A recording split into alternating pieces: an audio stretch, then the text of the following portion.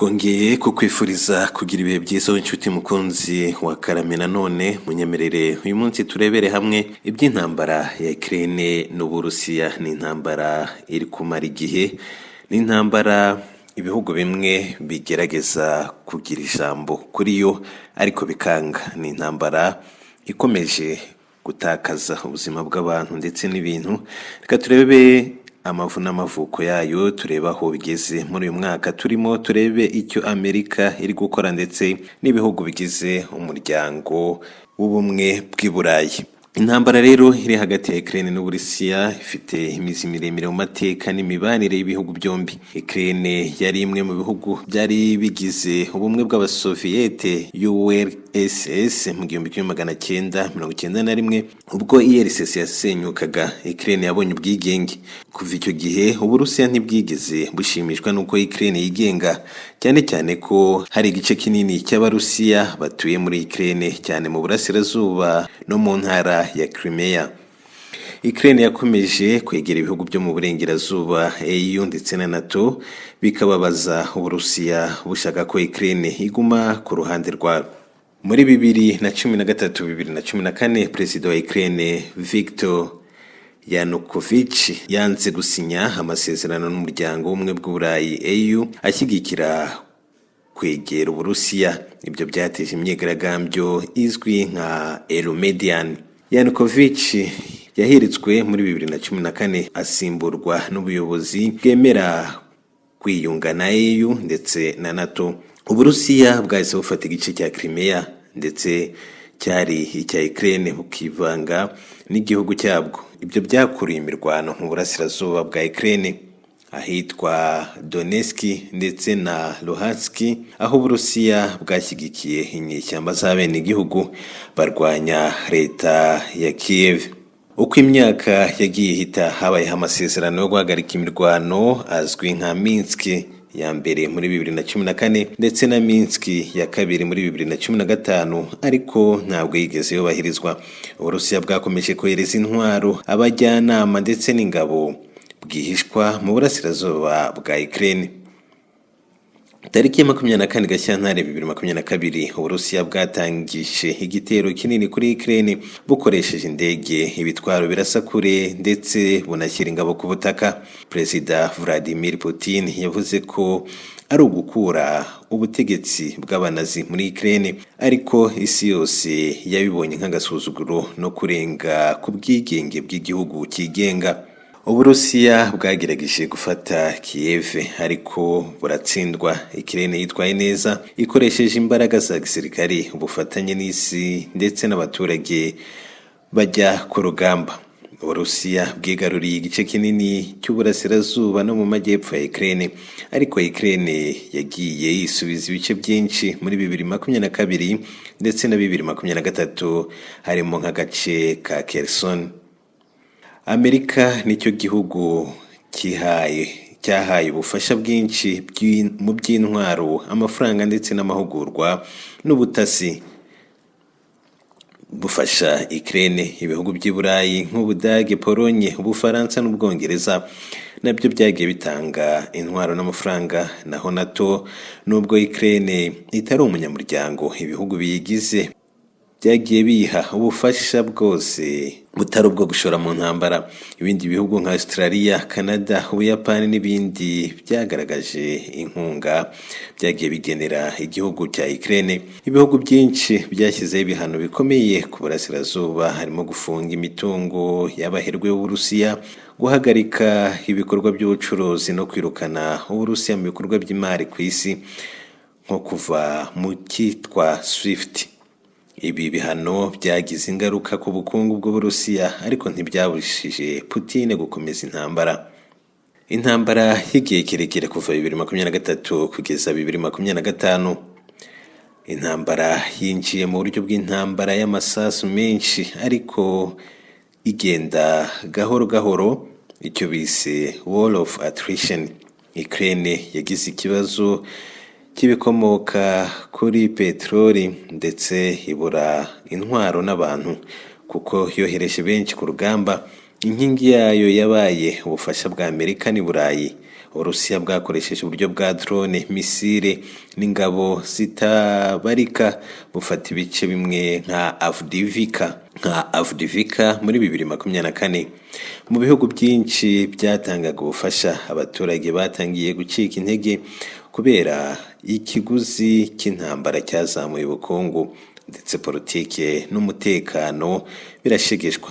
Mu Burayi, imyigaragambyo y'abaturage bababajwe n'ibiciro by'ibikomoka ku ngufu, amata ndetse n'ibindi bibazo bishamikiye ku ntambara byazamuye uburakari. Ibyo Amerika yakoze, yatanze ubufasha burenga miliyari 175 z'amadolari hagati y'umwaka wa 2022 na 2024. Yatanze n'intwaro za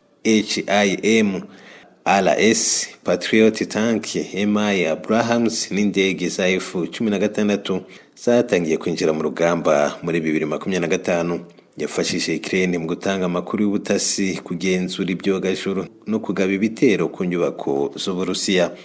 Muri 2024, inteko ishinga amategeko ya Amerika yatinze kwemeza inkunga nshya kubera kutumvikana kw'abarepubulika n'abademokrate. Perezida Biden yashyizeho ingamba zo gukomeza gufasha Ukraine. Izi ngamba ntizagiye zikunda kugerwaho.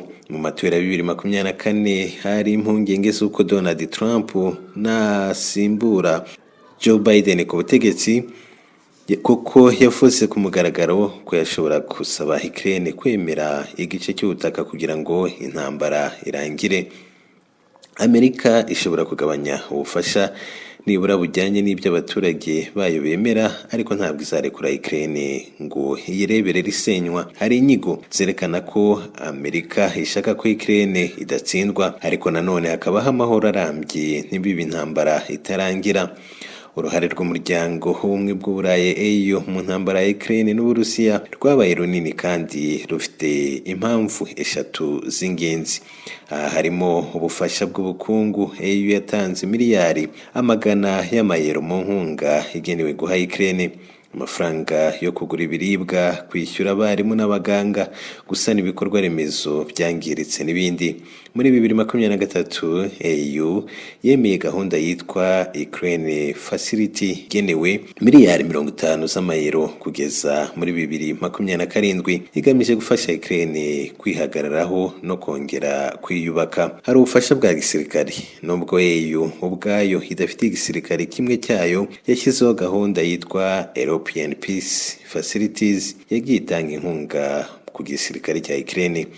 Ibihugu bigize EU byohereje intwaro zitandukanye, nk'Ubudage bwohereje tanks Leopard Air Defense System, Polonye yohereje izitwa Howitzer ndetse n'andi madrone. Ubufaransa bwohereje intwaro ziremereye ndetse bunatanga amahugurwa ku ngabo. Ubwongereza bwohereje amamisire, amadrone n'ibindi bikoresho byinshi. Nubwo butari muri EU kuva muri 2020, bwifatanyije nk'umufatanyabikorwa ukomeye. EU kandi yashyizeho gahunda yo guhugura ingabo za Ukraine nk'ikiswe EUMAM Ukraine, aho ingabo za Ukraine zitoza n'ingabo z'ibihugu bya EU, harimo gukoresha no gucunga intwaro zigezweho, imikorere mu ntambara z'igihe kirekire n'imitwe y'ingabo zidasanzwe Special Forces. Hari ibihano bikomeye byagiye bishyira igitutu ku Burusiya. EU yashyizeho ibihano birenga 13 by'urutonde ku burasirazuba kuva muri 2022 kugeza 2025, birimo gufata no gufunga imitungo y'abakire oligarchs bashingiye ku butegetsi bwa Putin. Hari gukumira ibikorwa by'ubucuruzi n'amabanki y'Uburusiya mu rwego mpuzamahanga. Hari guhagarika ubutumire bw'Uburusiya mu biganiro n'imiryango mpuzamahanga. Hari gufunga amasoko y'ingufu zirimo nka gaze n'ibikomoka kuri petroli ku Burusiya. EU kandi yigeze gukumira gazi y'Uburusiya. Ibihugu nk'Ubudage biterwa ubwoba ndetse no kwikurwamo, ariko kuva muri 2022 EU yashyizeho gahunda yo guca burundu gazi y'Uburusiya ku isoko ry'ibihugu biyigize. Yashoye imari mu bindi bihugu tanga ingufu nka Norvège, Algeria, Qatar ndetse no mu mishinga y'ingufu zisubira renewables energy. Gahunda yo kwinjira mu muryango harimo gushyigikira Ukraine mu nzira yo kwinjira muri EU. Kuva intambara yatangira, EU yahise yemerera Ukraine uburenganzira bwo gutangira urugendo rwo kwinjira mu muryango mu buryo bwihuse. Ukraine yahawe stati ya kandidatire muri 2022, ibyo bita candidate country status. Muri 2023 EU yemeye ko ibiganiro nyirizina byo kwinjira bitangira muri 2024. Ibi byashimangiye ko EU ishyigikiye Ukraine nk'igihugu cyigenga kandi ko Uburusiya butagomba kuyihindira igice cyayo bwite buffer zone. EU yakiriye abimukira barenga 8 miliyoni baturutse muri Ukraine, inabaha uburenganzira bwo gutura no gukorera mu bihugu bigize umuryango w'ubumwe bw'i Burayi. Hari inkunga yatanzwe mu mashuri, ubuvuzi n'ubuzima busanzwe bw'aba bimukira mu buryo bwose: ubukungu, igisirikare, politike n'ubumuntu. EU ni umwe mu bafatanyabikorwa bakomeye ba Ukraine. Yagaragaje ko itazemera ko igihugu cyigenga cyandagazwa cyangwa se gikandamizwa ku mbaraga. Ariko kimwe na Amerika, EU nayo iri mu bibazo byo kunanirwa gukomeza gutanga ubufasha uko bwahoze bitewe n'ubukungu budahagaze neza. Aho ibintu bihagaze muri 2025, Uburusiya bwafashe igice kinini cya Donbass ndetse na Zaporizhia. Ukraine iracyafite Kiev, Dnipro n'utundi duce dukomeye. Amasezerano yo guhagarika imirwano ntarashyirwaho umukono, ariko ibiganiro ku bwumvikane bigenda bisubira inyuma. Amerika n'i Burayi barimo kugerageza inzira y'ibiganiro, cyane ko imirwano irimo kunaniza impande zombi. Ibihugu nka Polonye, Slovakia, Hungariya, Turukiya byagiye bigaragaza kutemera gukomeza gufasha Ukraine nk'uko byahoze. Uburusiya buragenda burushaho kwegera Ubushinwa, buzamura impungenge z'uko intambara ishobora guhinduka iy'isi yose, geopolitical proxy war. Ubushinwa ntibutera inkunga igaragara Uburusiya, ariko bunenga uburyo Amerika n'Uburayi byivanze muri Ukraine. Intambara ya Ukraine n'Uburusiya n'urugamba rurimo impamvu za politike, ubukungu, amateka n'imyemerere y'icyubahiro cy'ibihugu. Nubwo hari icyizere cy'amahoro, nta buryo bworoshye buhari bwo kubigeraho. Ukraine iracyarwana ku bwigenge bwayo. Uburusiya burashaka kugaragaza ko bugifite ijambo mu karere. Amerika n'Uburayi barimo guhagarara ku ruhande rw'uburenganzira bw'ibihugu, ariko umunaniro n'impinduka muri politiki z'imbere muri byo bihugu bishobora kuzana impinduka mu cyerekezo cy'intambara. Iyi ni Karame nanone, reka tugushimire gukomeza kubana natwe. Twari turimo dusubiza amaso inyuma tureba intambara ya Ukraine n'Uburusiya kuva yatangira kugeza ubu ngubu n'icyerekezo gihari cyo kuba yarangira.